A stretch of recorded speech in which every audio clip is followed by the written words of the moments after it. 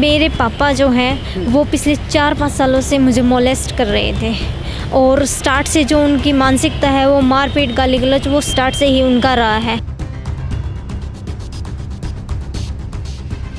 मैं और मम्मी जब भी उनको समझाते थे कहते थे कि परेशान होकर कहते थे कि अब हम शिकायत कर देंगे या तो ये सब बंद कर दो, तो वो हमें धमकी देते थे कि मैं तेरी मम्मी को तलाक दे दूंगा, उसकी दवाइयाँ बंद करवा दूंगा और उल्टा तुम्हें ही बदनाम कर दूंगा। 2022 को जब उन्होंने मेरे साथ ज़बरदस्ती करने की कोशिश की, मेरे सिर में हथौड़ी से भी मारा, तब मैंने 112 पर कॉल किया। उस वक्त उन्होंने पुलिस स्टेशन में लिखित में माफ़ी मांगी कि मैं आगे से तुम्हें परेशान नहीं करूँगा, इस बार मुझे छोड़ दो। घर पे आए, उस दिन भी उसने मेरे साथ ज़बरदस्ती करने की कोशिश की और मैंने खूब छुड़ाने की भी कोशिश की खुद को, लेकिन वो कामयाब नहीं हो पाई मैं छुड़ाने में। तो मैंने मम्मी और भाई को आवाज़ लगाई। नेचर ही ऐसा रहा है उस आदमी का, जैसे मेरी जितनी भी बहनें हैं किसी को भी 10 से आगे नहीं पढ़ाया हुआ उसने। चाहता तो पढ़ा सकता था, पढ़ने नहीं दिया ताकि भाग जाएगी तो मेरी चीज़ें डिस्क्लोज कर देगी, रिवील कर देगी, बता देगी उसको। पुलिस जो काम पुलिस को करना चाहिए था इन्वेस्टिगेशन का, वो काम हमें करना पड़ रहा है। समाज में एक पिता को परमात्मा का दर्जा दिया जाता है, लेकिन जरा सोचिए कि अगर एक पिता हैवान बन जाए, अपनी बेटी को हैवानियत भरे नज़रों से देखे, तो उस बेटी के दिलों पर क्या गुजरेगा। जी हाँ, जिस बाप के कंधे पर ये जिम्मेदारी होती है कि अपने बच्चों को अच्छी जगह ले जाए, अच्छी परवरिश करे, लेकिन उससे पहले जो है वो उसका हनन करने लगे, उसको जो है शारीरिक शोषण, यातनाएं, तमाम चीज़ें पहुंचाने लगे, तो उस बेटी का क्या होगा, उस परिवार का क्या होगा। एक ऐसा ही मामला हमारे सामने आया है। ये मामला हरियाणा का है और हरियाणा से यहाँ पर आया है, जहाँ पर साफ तौर पर सरकारें भी कहती है कि बेटी बचाओ, बेटी पढ़ाओ, लेकिन क्या सच में बेटियाँ जो है सुरक्षित है? आखिर ये सवाल दिल को बार बार कचोटता है कि समाज के अंदर बेटियों का शोषण आखिर क्यों हो रहा है, और करने वाला कोई और नहीं बल्कि उस बच्चे का पिता ही है। एक बार उनसे जुड़ते हैं, बातचीत करते हैं। कहाँ से आई हैं आप? सर, मैं हरियाणा स्टेट के महेंद्रगढ़ डिस्ट्रिक्ट के नारनौल सिटी के पास एक गांव है, वहीं से हूँ। वहीं से आई हैं आप। एक बात बताइए, क्या होता था घर में आपके साथ? सर, मेरे पापा जो हैं वो पिछले 4-5 सालों से मुझे मोलेस्ट कर रहे थे और स्टार्ट से जो उनकी मानसिकता है वो मारपीट गाली गलौज वो स्टार्ट से ही उनका रहा है। पढ़ाई के वो बिल्कुल ख़िलाफ़ हैं। मेरी पढ़ाई बंद करवा रखी थी वो इस वजह से कि मैं बाहर जाऊंगी, लोगों से मिलूंगी तो वो मैं उनको बता दूंगी। मैं और मम्मी जब भी उनको समझाते थे कहते थे कि परेशान होकर कहते थे कि अब हम शिकायत कर देंगे या तो ये सब बंद कर दो, तो वो हमें धमकी देते थे कि मैं तेरी मम्मी को तलाक दे दूंगा, उसकी दवाइयाँ बंद करवा दूंगा और उल्टा तुम्हें ही बदनाम कर दूंगा। आपके परिवार में जो है टोटल कितने लोग हैं? मैं, मम्मी, पापा और पाँच बहनें हैं हम और एक भाई है। तो आपके साथ इस तरह की जो यातनाएं थी, शोषण था, ये कब से कर रहे थे? जी, पिछले 4-5 सालों से, करीब 16-17 साल की थी मैं, तब से वो कर रहे थे। लेकिन मैंने 2-3 बार जब हुआ तो मैंने किसी को बताया नहीं, मैं खुद शौक में थी उस वक्त। लेकिन 2020 में मैंने शब्द बताया तो उस वक्त उन्होंने मुझे डराने के लिए कि मैं शिकायत ना दूं, इस वजह से उन्होंने मेरे हाथ पे चाकू भी मारा। उसका निशान अभी भी मेरे हाथ। किस तरह से जो है इनके हाथों पर तस्वीर है और साफ तौर पे ये आपके पिता ने किया है? जी, ये मेरे पिता ने किया है, डराने के लिए कि हम शिकायत ना दें। अच्छा जी, ये दिखाइए किस तरह से इनके ऊपर जो है चाकुओं से इनके पिता ने हमला किया। इन्हें जो है साफ तौर पे डराया गया कि अगर तुम अपनी आवाज़ को किसी और तक पहुंचाओगी तो तुम्हें जो है जान से मार देंगे। एक बात बताइए, इस चीज़ को लेकर आपने या फिर आपकी मम्मी ने विरोध किया? जी, बिल्कुल विरोध किया और उस वक्त हमें खूब पिटा गया और धमकाया गया। उसके बाद फर्स्ट टाइम 21 जुलाई 2022 को जब उन्होंने मेरे साथ ज़बरदस्ती करने की कोशिश की, मेरे सिर में हथौड़ी से भी मारा, तब मैंने 112 पर कॉल किया। उस वक्त उन्होंने पुलिस स्टेशन में लिखित में माफ़ी मांगी कि मैं आगे से तुम्हें परेशान नहीं करूँगा, इस बार मुझे छोड़ दो और तुम्हारी पढ़ाई भी स्टार्ट करवा दूँगा। लेकिन पुलिस स्टेशन से बाहर निकलते ही उन्होंने धमकी दी कि अब इस बार तूने मेरी जो है पूरे गाँव में बेइज्जती करवा दी, क्योंकि पुलिस घर पे आई थी, लेकर गई थी। अब देखना मैं तेरे साथ क्या करता हूँ। उसके बाद 4 दिनों तक वो घर पे नहीं आए। 25 जुलाई 2022 को वो घर पे आए। उस दिन भी उसने मेरे साथ ज़बरदस्ती करने की कोशिश की और मैंने खूब छुड़ाने की भी कोशिश की खुद को, लेकिन वो कामयाब नहीं हो पाई मैं छुड़ाने में। तो मैंने मम्मी और भाई को आवाज़ लगाई। उसे ये नहीं पता था कि मम्मी और भाई घर पे हैं, क्योंकि लगभग डेली उसी टाइम पे मम्मी मंदिर चली जाती है और भाई 5-6 महीने बाद घर पे आया था। वो भी उनका उस वक्त जो है आप अकेले रहते थे घर में और उसी वक्त जो है वो आपके ऊपर हावी होते थे? जी, वो मौके ढूंढते रहते थे। टाइमिंग क्या होगी? सुबह करीब 7-7:15 बजे के। क्या हुआ फिर उसके बाद? उसके बाद मैंने 112 पर कॉल किया, पुलिस आई उस मौके पर उन्होंने फ़ोटो ली और उसके बाद हमें पुलिस स्टेशन में लेकर गई। सुबह 8 बजे से लेकर रात को 8 बजे तक उन्होंने मेरी शिकायत दर्ज नहीं की, बल्कि मुझ पर प्रेशर बनाया है कि तुम शिकायत नहीं करो, देखो तुम्हारी बदनामी होगी, शादी नहीं होगी, लोग तरह तरह की बातें करेंगे। इस तरह से मुझ पर प्रेशर बनाया गया कि मैं शिकायत ना करूं। लेकिन लास्ट में थक कर जब मैंने ये कहा कि अगर इस बार अब शिकायत नहीं की तो मैं यहीं सुसाइड कर लूँगी, तब उन्होंने रात को FIR की। जरा सोचिए कि कितना मजबूर है ये बेटी, लगातार इसके साथ किस तरह से जोर ज़बरदस्ती किया गया, इनके ऊपर जो है इतनी यातनाएं की गई, हाथ काट दिए गए, सर पे मारा गया, फिर भी जो है बार बार इनके पिता के द्वारा यही कहा जाता रहा कि तुम किसी से शिकायत मत करो, बदनामी होगी, इज्जत चली जाएगी। लेकिन क्या ये सोचने वाली बात है कि अगर वो पिता इस लायक होता तो क्या वाकई में वो इस तरह से करता, या फिर अपनी बेटी की जो है अच्छी परवरिश करता? एक बात बताइए, क्या पढ़ाई भी आपकी इसी वजह से छूट गई? जी बिल्कुल, इसी वजह से उन्होंने मेरी पढ़ाई बंद करवा दी कि मैं बाहर जाऊंगी, लोगों से मिलूंगी तो मुझे कोई हेल्प मिल जाएगी, मैं उनको बता दूंगी। अच्छा जी, और पढ़ाई के तो बिल्कुल खिलाफ वो शुरू से ही रही हैं, किसी को भी उन्होंने 10वीं से आगे नहीं पढ़ाया। साथ में उस लड़की के भाई भी हैं, उनसे भी जुड़ते हैं, बातचीत करते हैं। आपका नाम जानना चाहूँगा? जी, मेरा नाम कृष्ण कुमार है और ये मेरी ही बहन है। अच्छा कृष्ण जी, किस तरह की जो घटनाएं सामने आई हैं, आपकी बहन लगातार आरोप लगा रही हैं, क्या लग रहा है आपको? नहीं, आरोप सही है क्योंकि मैं आई विटनेस था उसका। अच्छा, बिल्कुल, और मुझे नेचर भी पता है मेरे फादर का कैसा है। हाँ। तो क्या हुआ उस दिन? जिस तरह से आपकी बहन बता रही हैं कि वो आए बाहर से, ऊपर गए, फिर तौलिया लपेटते, फिर वो नीचे आते। फिर जैसे ही मैंने आवाज़ सुनी, मैं उस दिन गया हुआ था, तो मैंने आकर उनको देखा, तो जिस सिचुएशन में देखा वो मैंने पुलिस को बता दिया है, जिस सिचुएशन में देखा, और उसके बाद पुलिस से कोई सहयोग मिला नहीं हमको। पुलिस जानबूझकर उसके साथ शामिल रही है आरोपी के साथ। FIR आपने कराई थी?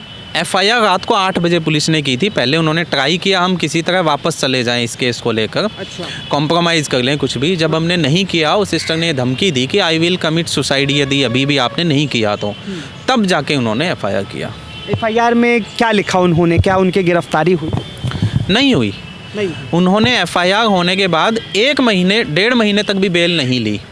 पुलिस को हम कहते थे कि आपने अरेस्ट क्यों नहीं किया, तो पुलिस कहती थी हमें मिल ही नहीं रहा, पता नहीं कहाँ है। अच्छा। जबकि वो व्यक्ति वहीं पुलिस स्टेशन के बगल में ही कोर्ट है, वहाँ से बैठ कर के ना अलग अलग डिवोर्स के नोटिस भेज रहा था, कभी कुछ निकलवा रहा था न्यूज़पेपर में, जिससे कि जो विटनेस थे लड़की के वो डर जाएं और सामने ना आए।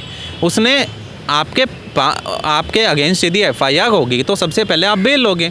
उस व्यक्ति ने क्या किया कि सबसे पहले उसने मम्मी को डिवोर्स का नोटिस भेजा, अच्छा, जिससे कि वो प्रेशर में आ जाएं और अपना स्टेटमेंट बदल दें। और उस नोटिस में ऐसी बातें लिखी कि लाइक, यहाँ पर जाहिर सी बात है कि एक और सवाल उठता है कि अगर उस टाइम पुलिस आपको कह रही थी कि वो आप जो एक्यूज़ है वो मिल नहीं रहा, और दूसरी बात कि वो जो है नोटिस भेज रहा था, तो आखिर वो था कहाँ?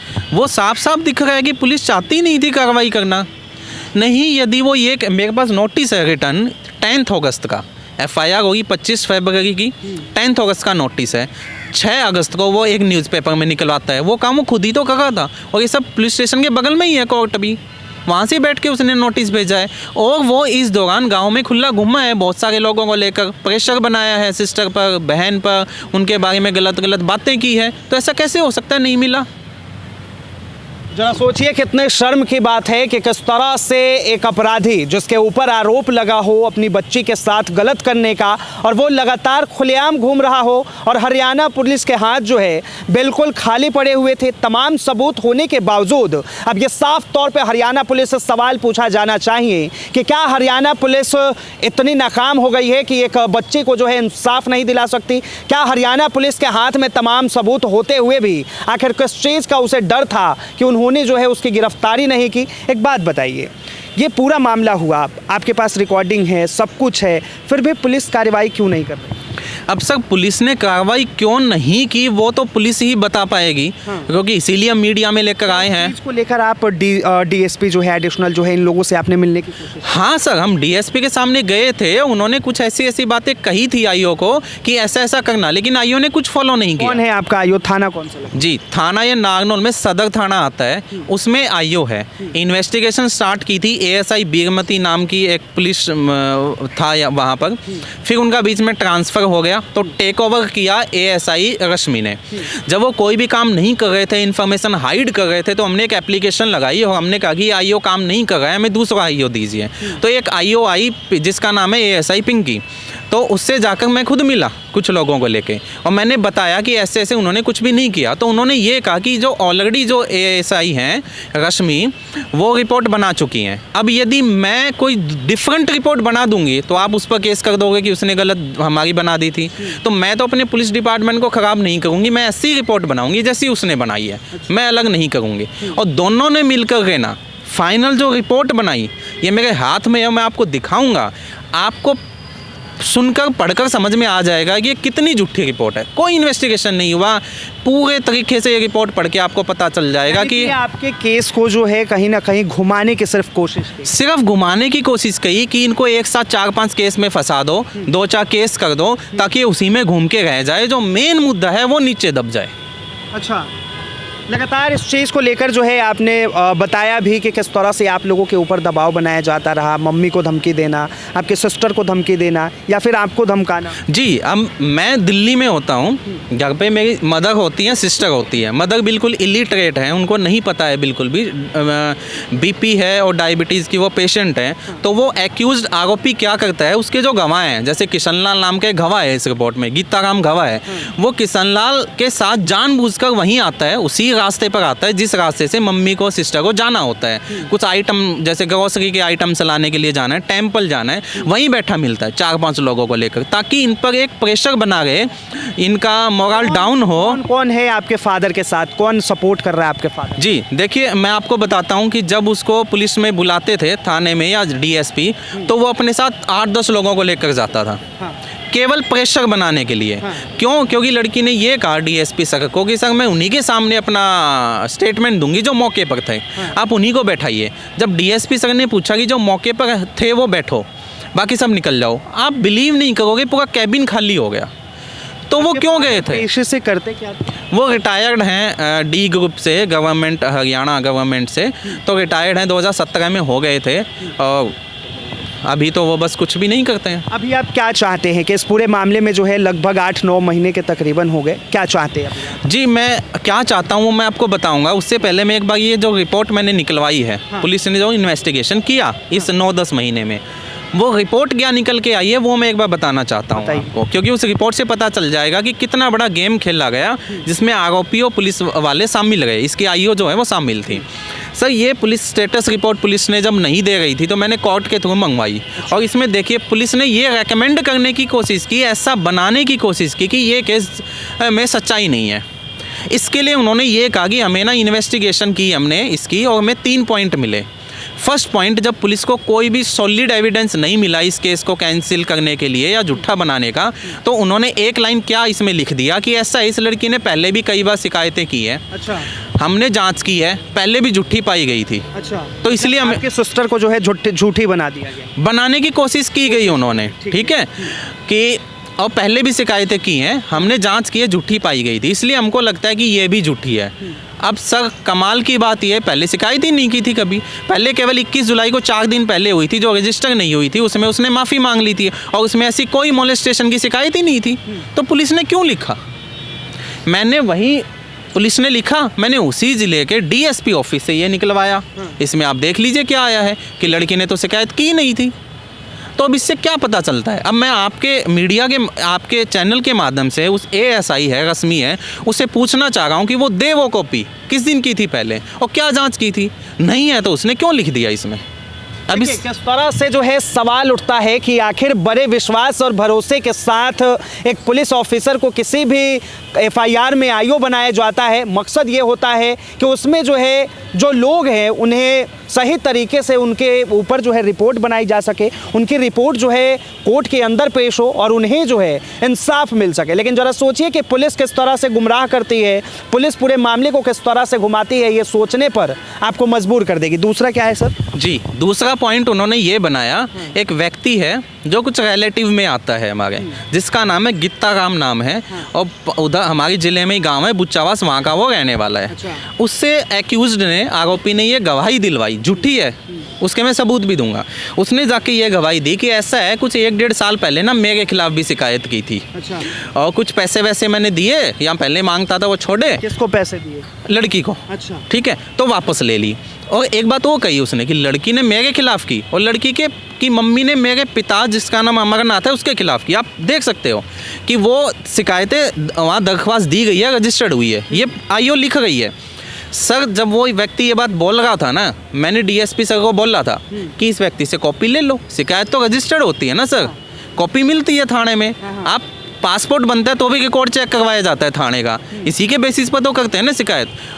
वो आईओ वहीं देख लेती कि क्या कोई शिकायत है। हमने नहीं की थी, हमने कहा हमने नहीं कर रखी, आप बात मान लो हमारी। ये झूठ बोल रहा है व्यक्ति, लेकिन फिर भी उसके बयान पर इसमें रखा, उसके बेसिस पर उसने इस रिपोर्ट को कैंसिल करने की कोशिश की। अब मैं उसी डेट का आपको हमारे डिस्ट्रिक्ट के डीएसपी ऑफिस से निकलवाया हुआ रिकॉर्ड दिखा रहा हूँ। पर्टिकुलर डेट बताई उसने, 19 और 20 फरवरी बताई उसने। उस डेट का आप देख लीजिए, 20 फरवरी का है। क्या गित्ता राम के खिलाफ शिकायत है? उसी का साफ तौर पर किस तरह से इसमें लिखा हुआ है। हालांकि एक पुलिस किस तरह से गुमराह करना जानती है, वहीं इन्होंने जो है सूचना मांगा, सूचना लेने के बाद जो है साफ तौर पर क्या निकल कर आया, ये तस्वीरों में देखिए। तीसरा क्या आया सर? और इसमें गित्ता राम ने ये भी लिखा कि मेरा पिता अमरनाथ है, उसके खिलाफ लड़की की मम्मी ने दी थी, वो ही मॉलेस्टेशन वाली। आप देखिए, वो भी निकलवाई मैंने। इसमें यही निकल के आया है कि नहीं दी शिकायत। अच्छा, इन तमाम चीज़ों से पता चलता है कि आपके फादर एक सरकारी जॉब करते हुए भी इस तरह की मानसिक क्रूरता करते थे, शारीरिक क्रूरता करते थे। इसके पीछे मकसद क्या था, क्या वजह थी? सर, मकसद, अब वजह तो मैं क्या बता सकता हूँ, नेचर ही ऐसा रहा है उस आदमी का। जैसे मेरी जितनी भी बहनें हैं, किसी को भी 10 से आगे नहीं पढ़ाया हुआ उसने। अच्छा। चाहता तो पढ़ा सकता था, वो जॉब कर रहा था, किसने मना किया था? पढ़ा सकता था। फर्स्ट 2 बच्चे हैं जो हम पढ़े हैं, मैं अपनी मेहनत से पढ़ा हूँ, फिर फेलोशिप मिला तो पीएचडी करने लगा। अपनी उसी फेलोशिप स्कॉलरशिप से मैं बहन को पढ़ा रहा था। अच्छा। वो इसकी भी फीस नहीं भरता था। मैं आपको मेरे अकाउंट की कॉपी दिखा सकता हूँ, मैंने एमए करवाने के लिए फ़ीस भरा है, और अन अकेडमिक से बैंकिंग की कोचिंग दिलवाने के लिए, लेकिन उसने पढ़ने नहीं दिया ताकि भाग जाएगी तो मेरी चीज़ें डिस्क्लोज कर देगी, रिवील कर देगी, बता देगी उसको। तीसरा पॉइंट मैं और बताना चाहता हूँ। तीसरा पॉइंट के लिए उन्होंने गांव के ही एक व्यक्ति है किशनलाल जिसका नाम है, उस व्यक्ति को गवाह बनाया, झूठा गवाह बनाया। मैं प्रूफ दूंगा आपको, सारे ऑथेंटिक डॉक्यूमेंट्स हैं मेरे पास, मेरे अपने कोई नहीं है। उस व्यक्ति ने जाकर ये गवाही दी कि ऐसा है, उस दिन मैं घर पर था, वो रहता नहीं है घर पर जिस दिन ये पूरी घटना हुई। हाँ, वो नहीं रहता है। वो कुछ 50-21 साल का एक व्यक्ति है जो दारू पीता है, काम के नाम पर कुछ नहीं करता। गांव में ताश खेलना, सारे दिन जुआ खेलना, और ऐसे काम करता है वो। शादी वादी है नहीं, बच्चे नहीं है, कोई नहीं है। वो गवाह बन गया इसका। बोला मैं मौके पर था वहाँ, और मैंने देखा अंदर से आवाज़ आ रही है बचाओ बचाओ की। ठीक है, और फिर जब पुलिस आई तो दरवाज़ा खुला तो मैं अंदर गया। मैंने जाके ये देखा कि इस व्यक्ति के, एक्यूज्ड के फेस पर चोट आ गई है, बहुत ज़्यादा चोटें लगी हुई है, और इसको फांसी पर लटकाया हुआ था। अच्छा। क्योंकि मैंने देखा इसके गले पर रस्सियों के निशान थे।